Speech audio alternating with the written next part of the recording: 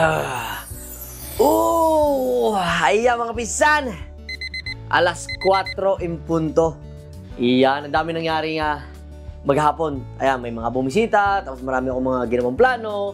Tapos alas 4 mga pisan, ayan, habit ko na talaga yung pag-iikot-ikot dahil chinecheck natin yung facilities natin. Kung okay din ba yung mga tao natin, syempre. Tara mga pisan, samahan nyo akong gumala ha. Tara! Alright!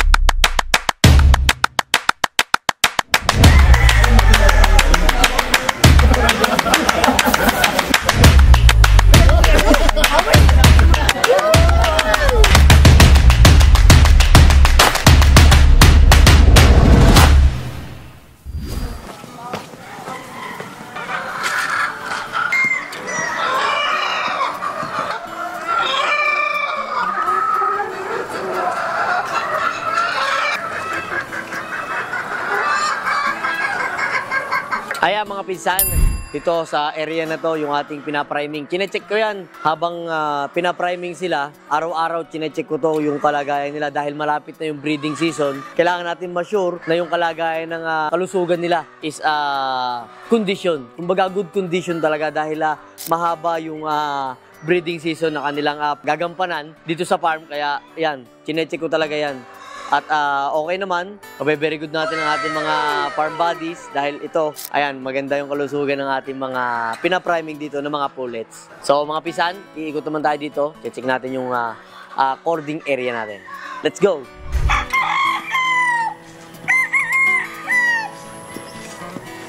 Ayun mga pinsan, ito yung cording area natin. Kung mapapansin nyo, wala siyang masyadong laman dahil nga yung mga nandun pa, ilalagay natin dito. Tapos i-check ko to mga pinsan kung yung mga paso, yan yung mga paso na nasa ibabaw ng ating tipis is talagang nakataas dahil ano tayo dyan, metikuloso tayo sa ganyang part dahil pagka iniwan dyan ng walang manok na hindi nagagamit, mabilis makontaminate yan. Tapos bago ulit yan na salangan ng mga manok, disinfect naman yung area. Tapos linis ulit, tabas ulit yan para organize tayo dito sa farm. Ayan, mini-meeting natin yung mga tao natin bago natin ulit ilagay dito yung mga panibagong yung matured na. Pagka matured na kasi, nilalagay namin dito pagka kailangan pang ipamature nandun sa kabilang farm na pupuntahan natin mamaya. So, yung mga pisan, yung first part natin, ikot ako dito. Tapos second part dito, chinecheck ko itong cording area. Meron at walang laman, chinecheck po natin, iniikutan ko po yan. So, pupunta naman tayo dito sa taas. Tara!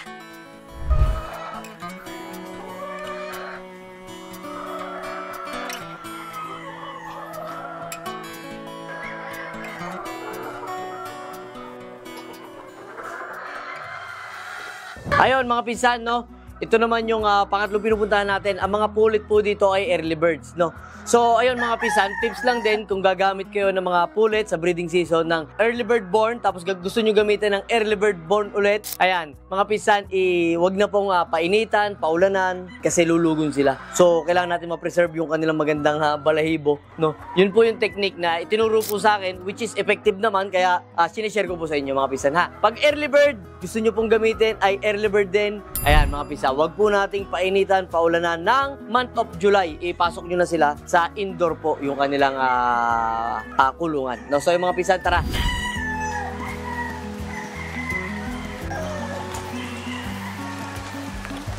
Ayun mga pinsan, pupunta tayo dito sa ating mga naka-cord kung saan yung mga national natin. So para mga pinsan, tara, naulan! Naulan! Ayun mga pinsan! Inabot tayo ng ulan. Ayan mga pinsan, pagka ganito, naulan, tatambay lang ako dito sa kubo na to. Tapos pagka tumila na yung ulan, yan, magro-robing-robing na ako dito. Titingnan natin yung kalusugan nila. Hinihipo-hipo ko yung mga pinsan para pagka may hindi maganda yung kalusugan, sinasabi at kinakausap na natin yung mga farm bodies natin at inihiwalay na yan para nakahiwalay yung magagandang katawan sa hindi magagandang katawan para yung dami ng pagkain is mababago natin. At syempre, ayan, tulad ng mga vitamins na to, binibigay po namin yan pagka ganitong pabago-bago yung panahon, no? Ito ay Biminulac Iron Cell. Ayan, ito ay Red Face Enhancer. Ayan mga pinsan, dahil tayo nga ay alam nyo naman, tayo ay maraming nagiging kliyente. Siyempre, sino ba namang ayaw yung mapula yung mukha? So yung kung gusto niyo yung mapula talaga ang mukha, ayan, ginagamit po namin to. Mga pinsan, ito po hindi araw-araw, kumbaga singit lang. Sinisingit-singit po namin to, siguro mga thrice a week, nagbibigay po kami nito. Ay mga pinsan, kumbaga kalkulahan lang pagka mainit, hindi po kami nagbibigay ng ganito, pero pagka yan pabago-bago yung panahon, ayan, nagbibigay po kami nito para yung mukha niya talaga is parang malangis-langis. Yung mukha, mamula-mula ng mga langis-langis. Kaya mga pinsan, yun. Sa umaga mga pinsan, ang ginagawa namin, pamalit na sa tubig yung aming 7-in-1 na Multilight. Yan, para sila kargado maghapon. Umulan man, uminit man, electrolytes ng ating mga manok importante. Tapos mga pinsan, meron pa yung probiotics. So ibig sabihin, yung 7-in-1 ng Multilight, gamit na gamit yan sa maghapon ng ating mga manok. Kinakarga po namin yan talaga. Yun yung ginagawa namin tubig nila sa umaga. The rest, ayan, ano na po, plain water na po kami yan. Unless, merong mga ibang nararamdaman, gumagamit kami ng amoxicillin at saka trisulak. Depende mga pinsan sa, sa status ng manok kung ano yung kailangan at dapat niya ibigay. Hindi po kasi dapat na merong ibibigay ka na antibiotic dun sa isang manok na hindi naman yun yung sakit. Baka mamaya kasi, makasama lang. Minsan kasi, alatsamba tayo Antabay tayo sa content ng ni SP dito sa YouTube channel natin at hihimayin po natin kung saan po ginagamit yung mga bawat gamot. Mga pisang kasi, ang problema sa atin, kahit ako, biktima ng ganung sitwasyon. Pagka po may nararamdaman ng manok, testing ako ng ganitong gamot. Halimbawa is may halak. Testing ako ng hindi panghalak. Hindi ko naman alam na panghalak, testing ko lang. Makakasama pa sa sistema niya. Kaya tayo dapat continuous yung learning. Hanggang sa ngayon, mga pisan, ako po, nakikinig po ako sa mga mas veterans pa sa atin. Hindi mo na ako veterano. Mas veterans pa, kumbaga, yung mga experience nila. Ayan. At syempre, yan, nasa likod po natin ang LDI. At awa naman ng Diyos, ang ganda po ng sitwasyon ng mga manok po namin dito dahil syempre sa feeds ng salto. Ang ganda ng mga katawan nila, iba pagkakargado talaga yung mga manok natin So ayun mga pisan, nandito lang ako sa mga area na ganito. Tine-check-check lang natin yan pagka ganitong maulan. Kaya, ang sarap din sa pakiramdam na ikot-ikot tayo dito, ikot-ikot. Tapos, tinecheck natin yung mga manok. Mga pisan, ayun na, susulitin ko na yung pagkakataon na maraming salamat po sa lahat ng mga tumangkilik kay SP sa Fiestag. Ayan. So, yung mga pisan, ito yung area. Ayan, paulit-ulit ako dito. Mga pisan, kung saan, dito natin pinapamature yung ating mga manok. Pagka na-mature na sila, lilipat na tayo dun sa kabilang area, ililipat na natin doon. For, i-verify na natin yan kung saan ba silang class. Class A, Class B, broodstags, or kung saan cross. Basta yung mga pisan, ganun yung ginagawa po namin sistema dito. Long run, mga pinsan, ikaw naman, sa sistema na manukan mo, bagamat hindi pa yan na ganun kalaki, lagyan mo na ng sistema yung sarili mo. Dahil pagka ginawa mo ng sistema, yung sarili mo is tuloy-tuloy na yan. Yung sistema mismo ang magbibuild ng mas malaking para sa'yo. Kaya tulad dito, mga pinsan, ayan, ilan ang cording namin dito? 1,200, Tapos sa babae, yan, kinucord po namin yung mga babae sa gilid po nung natin, sa gilid ng mga TP natin, may nakacord na po dyan na babae. Hindi na po namin yan iniiwan doon sa ranging kasi baka makaliban, sayang naman. So dito na namin sila pagagandahin at pamamatsurahin. Sila yung mga abot natin sa ating mga bumabahagi sa atin. Kaya yun yung sistema natin dito mga pisan. Ang bilis nga tumubo ng mga damo Ayan. Upo ako nung dito, ng itlog.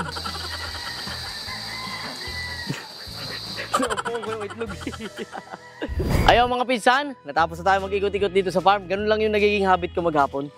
Chine-check natin, kung ano yung makita natin, pag-uusapan natin ng mga farm bodies natin yan para ma-develop pa natin. Kasi hindi naman na perfect lagi yung nangyayari araw-araw kasi may buhay po yung ating mga alaga. So, kaya nga minsan mga pinsan pagka may mga OFW na nagmamanok at magiging kaibigan natin, sabi ko alalay lang kasi masyadong magastos tong industriya natin. Kasi pagka hindi mo masyado natutukan, libang-libang lang pwede, pero pagka alam nyo naman at trusted naman kayo sa mga tao nyo, pero at least lang, lagi dapat updated po tayo kung ano po nangyayari sa farm natin. Kami nga po, ako nga po na nandito sa farm, iniikot-ikot ko po yan halos araw-araw pagka wala lang din talaga akong nilalakad. Pinupunta ko po, iniikot-ikot ko po yan. So may nangyayari at may nakikita po akong hindi magaganda, so itatama po natin. What more kayo na nasa malayo, So marami po tayong mga kapatid kasi na OFW, hindi natin nakikita yung kalagayan ng farm natin. Huwag laging huwag laging tama. Kailangan pagka may pina-update, patingin. Kailangan patingin ako, pa-update. Lagi kayong magpa-update. Ayan, dito ang daming ang daming nagiging tama, ang daming nagiging mali, ang daming nagiging kaya pa nating iayos. Kaya mga pisan, ayan po yung ating mission, yung ma-develop hindi lang po yung farm natin kundi yung farm po ninyo. Kaya ang tabay lang, tara mga pisan, tara doon. Ayo mga pinsan, natatapos ang maghapon natin dito sa farm sa isang tasang kape. Ayan mga pinsan, kumukulo-kulo pa, kumukulo-kulo. Hindi pala, umuusok-usok pa yung ating kape. Higo po na tayo mga pinsan. Ayun, mga pinsan, ako kasi sinasanay ko talaga yung sarili ko sa maghapon dito, ikot sa farm.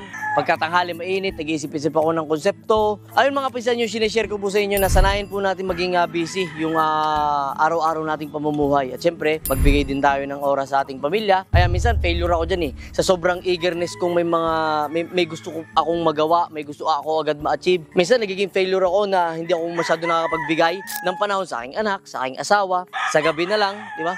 Kaya kailangan din talaga i-balance dahil minsan sa sobrang gigil kung may, alam mo yun, may mas ma-achieve pa.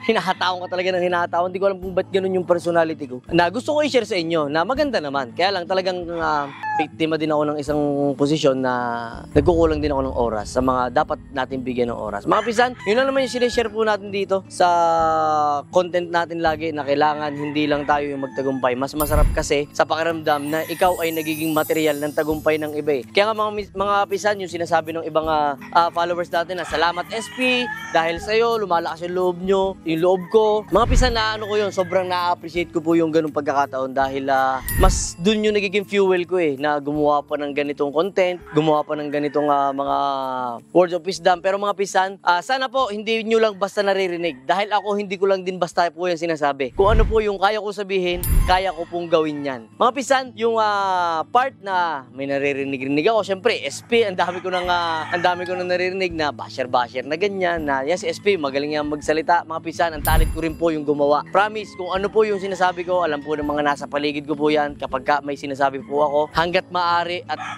talagang pinipilit ko na mangyari dahil action speaks louder than words, di ba? Pero ang maganda po dito, kung ano po yung mga binabanggit ko po sa inyo, pinapakita ko po na nangyayari. Dahil mga pisan, hindi naman po kayo, kumbaga, susunod sa akin, magpa-follow sa akin kung wala kayong nakikitang resulta. Pero ako mga pisan, gusto ko po kayong makitaan ng resulta. Darating ang panahon, kung ano yung posisyon mo ngayon, darating yung panahon, magde-develop ka na at naging hakbang mo si SP para mas mag-grow ka.